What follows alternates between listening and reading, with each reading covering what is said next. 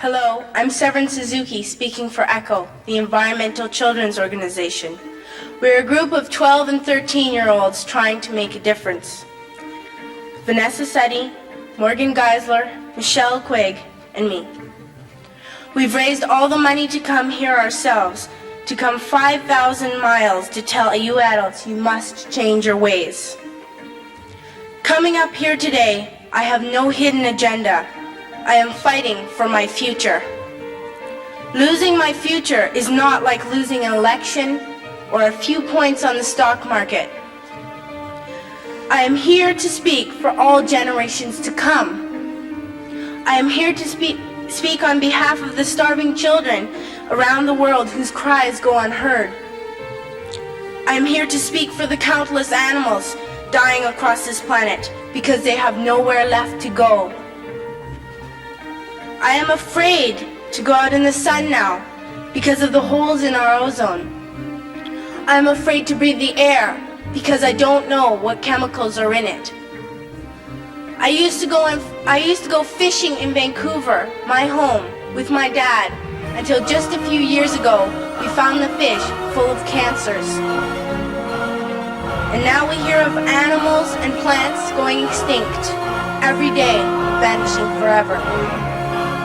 In my life, I have dreamt of seeing the great herds of wild animals, jungles and rainforests full of birds and butterflies. But now I wonder if they will even exist for my children to see. Did you have to worry of these things when you were my age? All this is happening before our eyes, and yet we act as if we have all the time we want and all the solutions. I'm only a child and I don't have all the solutions. But I want you to realize, neither do you. You don't know how to fix the holes in our ozone layer. You don't know how to bring the salmon back up in a dead stream. You don't know how to bring back an animal now extinct. And you can't bring back the forest that once grew where there is now a desert. If you don't know how to fix it, please stop breaking it. Here, you may be delegates of your government, business people, organizers, reporters, or politicians, but really, your mothers and fathers, sisters and brothers, aunts and uncles, and all of you are someone's child. I'm only a child, yet I know we are all part of a family, 5 billion strong, in fact 30 million species strong, and borders and governments will never change that. I'm only a child, yet I know we are all in this together and should act as one single world towards one single goal. In my anger, I am not blind, and in my fear, I am not afraid of telling the world how I feel. In my country, we make so much waste. We buy and throw away, buy and throw away, buy and throw away, and yet northern countries will not share with the needy. Even when we have more than enough, we are afraid to share. We are afraid to let go of some of our wealth. In Canada, we live the privileged life, with plenty of food, water, and shelter. We have watches, bicycles, computers, and television sets. The list could go on for 2 days. 2 days ago here in Brazil, we were shocked when we spent time with some children living on the streets. This is what one child told us. I wish I was rich. And if I were, I would give all the street children food, clothes, medicines, shelter, and love and affection.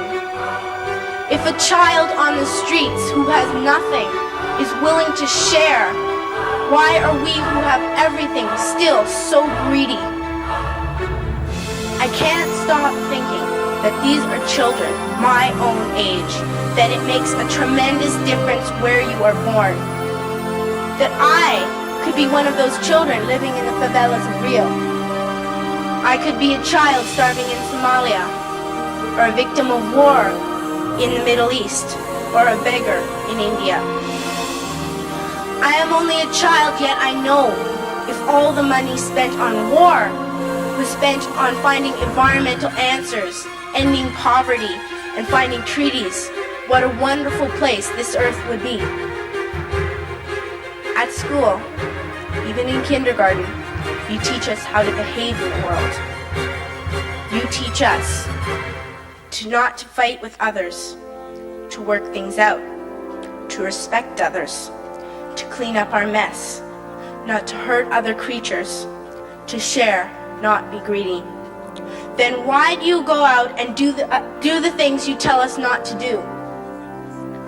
Do not forget why you are attending these conferences, who you're doing this for. We are your own children. You are deciding what kind of a world we are growing up in. Parents should be able to comfort their children by saying, everything's going to be all right. It's not the end of the world, and we're doing the best we can. But I don't think you can say that to us anymore. Are we even on your list of priorities? My dad always says, you are what you do, not what you say. Well, what you do makes me cry at night. You grown-ups say you love us, but I challenge you, please, make your actions reflect your words.